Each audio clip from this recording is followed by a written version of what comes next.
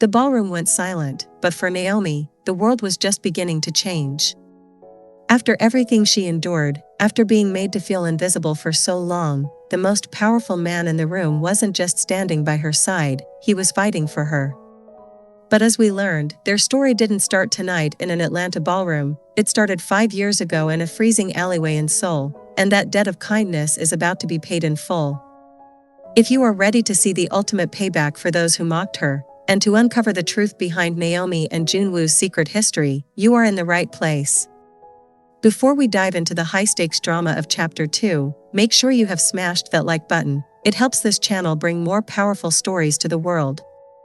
If you haven't already, subscribe and turn on all notifications so you don't miss a single second of this journey. We are building to an epic conclusion in Chapter 3, and you won't want to be left behind when the final secret is revealed. Let's get straight into it. The silence that blanketed the luxury hotel ballroom was absolute, heavy enough to drown out the distant hum of the Atlanta skyline outside. A moment ago, the room had been a battlefield of whispers, a playground where high society elitists tore down Naomi Bennett's dignity with polished smiles and passive-aggressive remarks. Now, nobody breathed. Every eye was locked on the warmth of the strong, immaculate hand resting firmly against the silk fabric of Naomi's burgundy dress. Kang Junwoo did not look at the crowd. His universe had narrowed completely to the stunned, wide eyes of the woman standing before him. For Naomi, the world had lost its sound. The scent of his expensive oud cologne mixed with the crisp air of the ballroom, pulling a dormant, half-forgotten memory from the deepest corners of her mind. She stared at the sharp, aristocratic lines of his jaw, the fierce intensity in his dark eyes that held a strange, ancient tenderness meant only for her. A sharp, collective gasp shattered the stillness from the left side of the table. Vanessa Whitmore stepped forward, her expensive white designer gown rustling loudly against the marble floor, her face a pale, twisted mask of confusion and sudden panic. "Mr. Kang?" Vanessa's voice trembled, stripped of its previous country club arrogance. She looked between Junwoo's protective stance and Naomi's frozen silhouette, trying desperately to find a thread of logic to cling to. There must be some kind of mistake. This is Naomi. She doesn't belong here. She was just about to leave. Daniel stood just behind Vanessa, his charcoal blazer suddenly feeling entirely too tight around his shoulders. His arm had dropped from Sloane's side, his eyes darting frantically to the two towering, silent security details flanking the entrance. The confident, dismissive smirk he had worn while minimizing his past with Naomi had vanished completely, replaced by a cold, sweating realization that he had just insulted a woman under the protection of global royalty. Junwoo's head turned slowly. His gaze slid off Naomi and landed on Vanessa and Daniel like a physical weight. The warmth in his eyes instantly crystallized into an arctic, lethal glare that made Vanessa instinctively take a half-step backward. A mistake? Junwoo's voice was a low, resonant baritone that echoed off the high crystal chandeliers, carrying a calm, terrifying authority that demanded absolute submission from the room. The only mistake made in this room tonight was the assumption that Naomi Bennett stands alone. The hotel general manager appeared out of nowhere, bowing so low his forehead nearly brushed the polished floor, his hands shaking as he addressed the billionaire. "Chairman Kang, we were not informed of your arrival. If we had known you were attending the alumni gala, the grand suite would have been prepared." Junwoo didn't even look at the manager. His hand remained steady on Naomi's waist, offering her an unspoken anchor of absolute security. "I am not here for a gala.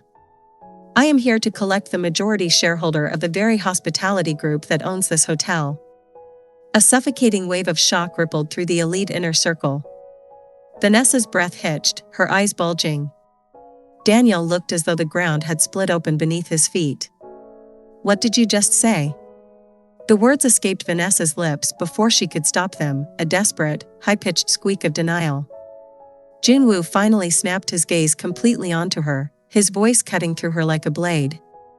3 months ago, a private international trust quietly acquired a 60% controlling stake in Whitmore Luxury Holdings, your family's primary asset, Miss Whitmore. That trust belongs entirely to Naomi Bennett. The dress she wears tonight costs more than the annual dividend your father hopes to receive from her board of directors. Naomi looked up at Junwoo, her heart hammering against her ribs. She hadn't known. The international tech consultancy and investment firm she had spent the last 5 years building in complete anonymity from her quiet luxury apartment had been doing exceptionally well, but this level of chess was something she hadn't anticipated. Junwoo looked down at her, a brilliant, breathtaking smile softening his sharp features for the first time all evening. You have been so focused on building your empire from the shadows, Naomi, that you haven't even looked at the ledger of the companies begging for your signature. He turned back to the pale, shaking crowd, his voice dropping into a tone of chilling finality. Now, it seems my partner has been subjected to a highly offensive display of small-mindedness tonight. The Whitmore family's line of credit with my global banking firm is officially under immediate review. And as for you? Junwoo's eyes locked onto Daniel, whose face had gone completely gray. I believe your tech startup is currently praying for an angel investment from the Con Group next Tuesday. Consider that application permanently deleted. The heavy, soundproof door of the midnight black Maybach closed with a soft, expensive thud, completely sealing out the frantic murmurs of the hotel lobby. Inside, the cabin was a sanctuary of soft ambient blue lighting, rich leather, and absolute warmth. The vehicle glided smoothly into the Atlanta night, leaving the disaster of the reunion far behind. Naomi sat back against the plush leather seat, her hands trembling slightly as the adrenaline finally began to fade from her veins. She turned her head toward the man sitting beside her. He had removed his suit jacket, rolling up his crisp white sleeves to reveal strong forearms, his intense gaze now replaced by a soft, patient calm as he watched her process everything. Who are you really? The question came out as a quiet whisper, floating in the quiet cabin space. And how do you know my name? Junwoo let out a soft, low chuckle, a sound filled with deep affection. He leaned forward slightly, reaching into his inner pocket and pulling out a small, worn object. He placed it gently in the palm of her hand. Naomi looked down, her breath catching. It was a small, hand-woven silver and black bracelet, faded by time, crafted with traditional African beadwork. Instantly, the floodgates of her memory burst wide open, transporting her 5 years backward into the past. It was a freezing, torrential winter night in the Itaewon district of Seoul, South Korea. Naomi had been a struggling exchange student, surviving on instant ramen and working grueling hours at a small international cafe just to pay her tuition. That night, the rain had turned to sleet, flooding the narrow, neon-lit alleyways. As she closed the cafe, she had found a young man collapsed against the brick wall in the freezing dark, his expensive clothes torn and stained with blood, shivering violently from a high fever and deep physical exhaustion. It was Junwoo, fleeing from a brutal, clandestine corporate betrayal inside his family's dynasty, stripped of his phone, his money, and his identity for 3 critical days. While the rest of the world walked past the seemingly ruined stranger in the alley, Naomi hadn't hesitated. She had dragged him into her tiny, cramped rooftop Gashawon apartment. For 2 days, she used her meager savings to buy medicine, sitting by his side, wiping his burning forehead with warm towels, and feeding him hot porridge.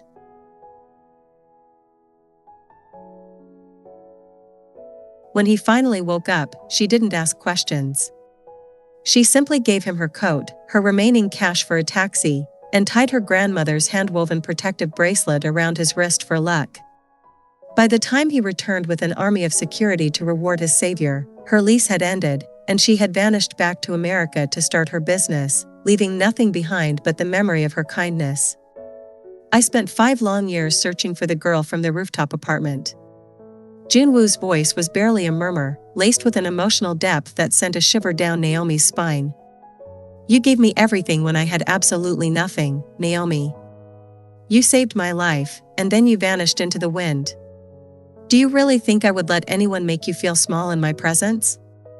The Maybach came to a gentle stop beneath the grand glass canopy of a private penthouse skyscraper. The doors were opened by a personal concierge who bowed with immaculate precision. Junwoo stepped out first, extending his hand to Naomi with the reverence of a man holding the most precious jewel in existence. As Naomi's heels touched the marble floor of the private elevator lobby, she felt a profound wave of peace wash over her. The humiliation of the reunion, the cruel laughter of Vanessa, and the cowardly dismissal from Daniel had completely lost their power. They were insignificant ghosts of her past, completely crushed beneath the reality of her present wealth and the unyielding protection of the man walking beside her. The private elevator opened directly into a breathtaking two-story penthouse. Floor-to-ceiling glass walls offered a panoramic, 360-degree view of the glittering city lights below.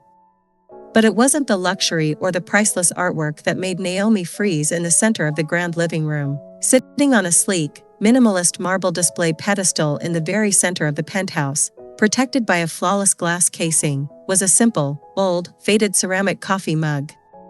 It was the exact mug from the small Itaewon cafe where she had worked, the one she had used to carry hot water up to her rooftop room on that fateful night. Naomi's hand flew to her mouth, tears of pure emotion finally spilling over her long lashes. He hadn't just looked for her, he had cherished every single trace of her existence. Junwoo stepped closer, his dark eyes melting into a look of absolute sincerity. "The empire I built over the last 5 years was built entirely to find you, Naomi.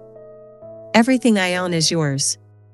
Tomorrow, the world will know exactly who you are, and those who dared to insult you will beg for your mercy on their knees." Naomi stepped into his space, her fingers gently touching the silver and black bracelet resting on his wrist. For the first time in 5 years, she felt completely seen, completely safe, and completely loved.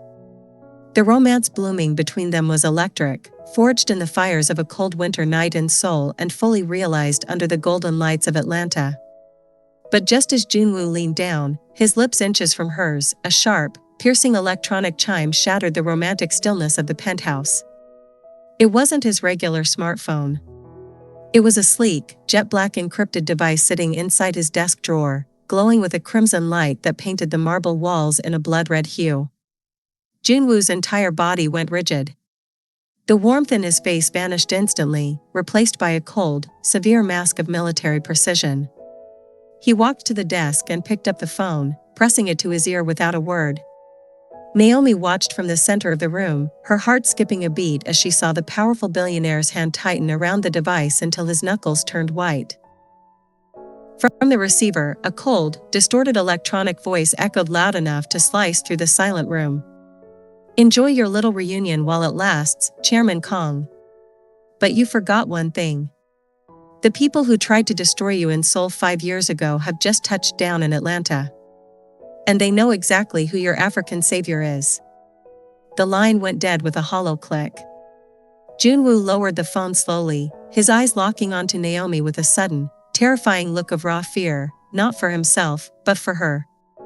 The battle for Naomi's dignity was won, but a dangerous, high-stakes international war for her survival had just officially crossed the ocean. The stakes had just reached a terrifying new level. Naomi has finally found her ultimate vindication against those who mocked her, but now, the dark ghosts from Junwoo's past in Seoul have followed them all the way to Atlanta, and Naomi is right in their crosshairs. Will Junwoo be able to protect the woman who saved his life, or will their beautiful new romance be cut short by an international conspiracy? We are heading straight into the grand finale in the very next episode, and you absolutely cannot afford to miss it. If your heart is racing and you are desperate to see Naomi and Junwoo survive the ultimate test in Chapter 3, slam that like button right now. It tells the algorithm to push this story to more incredible viewers like you. Share this video with anyone who loves high-stakes romance and sweet, powerful justice. Drop a comment below with your wild theories. Who do you think is on the other end of that encrypted phone? We read every single comment you leave. Most importantly, ensure you are subscribed to Soul Spoken Tales and have turned on all notifications by hitting that bell icon.